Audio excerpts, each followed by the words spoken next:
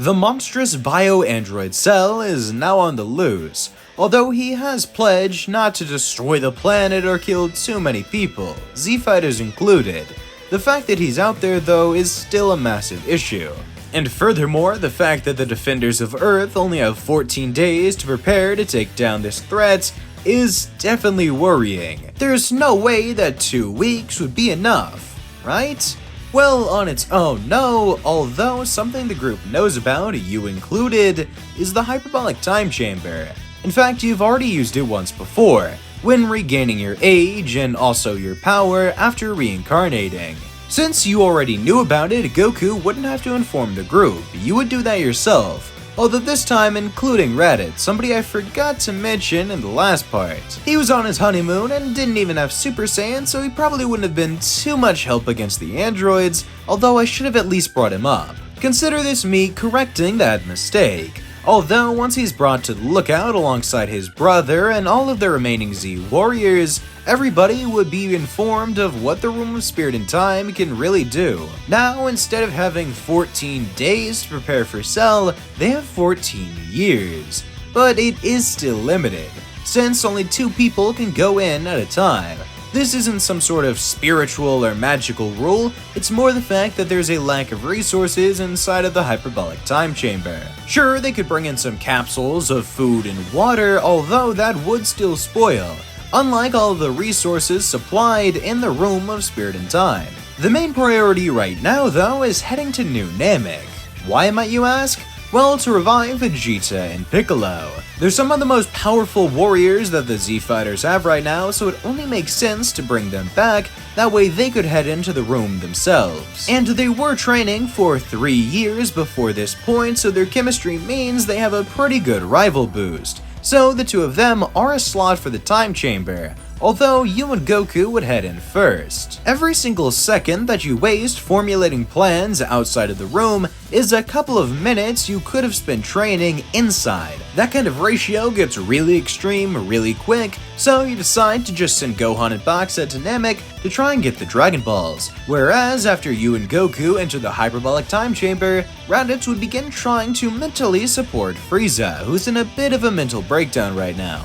I mean, it's a situation that none of us can relate to in any way, shape, or form. The person he looked up to most, his hero, had actually been the one to kill him and forcefully reincarnate him into a new body. It's a very strange and specific scenario that is definitely gonna hurt his brain a bit. Not just because it's confusing, but also because this would suck for him. He didn't do any of the things that Frieza did before he was reincarnated into this new, more peaceful body. In fact, Frieza doesn't even like fighting all that much. It's not like he hates it or sees it as unnecessary, it's just that the only reason he really ever fights is because everybody around him was doing it. It seemed like the easiest way to become a part of the group. He might be a full-fledged warrior now, although he's not the super violent person that apparently he was in his past life. So hearing about all of the atrocities that Frieza has committed, and the fact that because of all of those atrocities, somebody he looks up to killed him? Yeah, that's going to be a lot to deal with.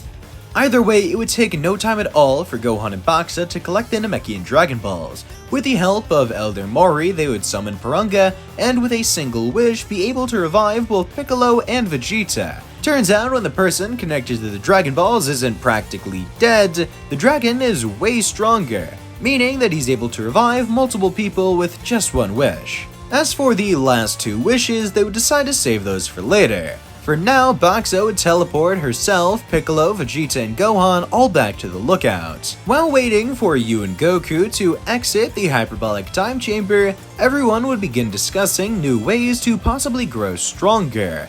And during this time, Gohan would ask a special sort of request from Boxa. He says that despite getting a ton of benefits from being a hybrid, he always wanted to know what it's like to be a full Saiyan, to have those instincts, that drive pushing him to always be stronger, always surpass his limits. And so he would ask her to unlock that for him, using her magic tap into that part of his brain that is always sort of laid dormant because of the human side. Personality-wise, this shouldn't change him too much, although it means as a fighter he will be way more effective. and Bacta agrees. She has to be very careful because the mind is a delicate thing, although after a little while she would be able to do this for him. Outside of battle, he is entirely untouched. Although the second a fight starts, he is way more eager to see what he can do.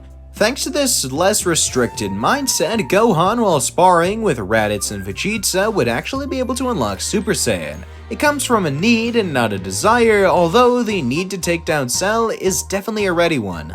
And with less limitations mentally than his regular self, he would be more close to Goten than anything, meaning that getting Super Saiyan would be no hard job at all. And as for Raditz, seeing as the kid got it and the prince was able to achieve it, he would follow suit eventually, although closer to the end of the day. Either way, seeing as how rapidly everybody was able to achieve this so-called legendary form, Vegeta would make a quip about this being some sort of Super Saiyan bargain sale. Eventually though, 24 hours passes after you and Goku entered the room, leading to both of you exiting the hyperbolic time chamber, now with flashy new transformations. Well, sure, Goku's only in the same Super Saiyan mode he was before, although now he's casual with it, and it takes up absolutely no energy to use. As for you, your transformation certainly isn't new either, although it is a more maintainable version of what you had before, as well as certainly stronger.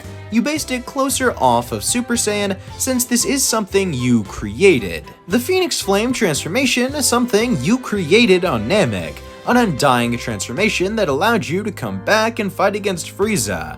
Then you modified it to have a living variant, which is what you're using now. The only difference is that while in the hyperbolic time chamber, you modeled it more off of Super Saiyan, a 50 times boost with no stamina draw. And the best part is, since you were able to master this form you created even further, you can now stack Kaioken on top, although only in short bursts. Everybody says that you and Goku should be able to take on Cell on your own right now, although Goku says he probably couldn't do it on his own, and thus he doesn't want to do it at all.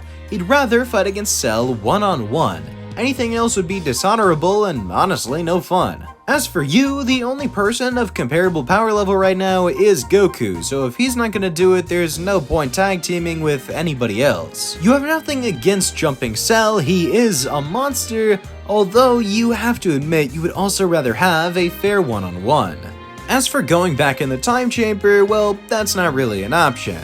Goku doesn't want to because of the strain it puts on your body and he'd rather just relax, and for you, you're not a Saiyan. You're not going to spend years just straight training. You already did that for one, and honestly, you didn't like it all too much, even if the gains you got were insane.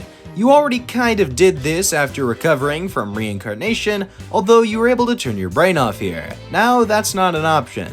You tell Piccolo to head in with Frieza. Some might say that since Piccolo's a Namekian and only needs to drink water, there's no reason why other people couldn't go in with him, but I would like to point out that water is the most valuable resource for human life, and thus if Piccolo's taking up a lot of that, that means less for everybody else. So really, Piccolo going in with anybody other than Frieza might be a death sentence. Sure, Frieza does have a human body, so you could make the same argument for him, although just like how he keeps a fraction of the potential that the other Frieza had, he would also have the ability to breathe in space and survive without stuff like food and water for extended periods. This was also the only really working pairing because Frieza didn't trust anybody else right now. Kind of Vegeta, but mostly only Piccolo. While everybody else is training in the hyperbolic time chamber for however long with how many partners, you would instead focus on spending time with your family. Although you are confident in your own abilities and everybody else's as well, you're also terrified at the possibility that if Cell wins, you'll never get to see these guys again,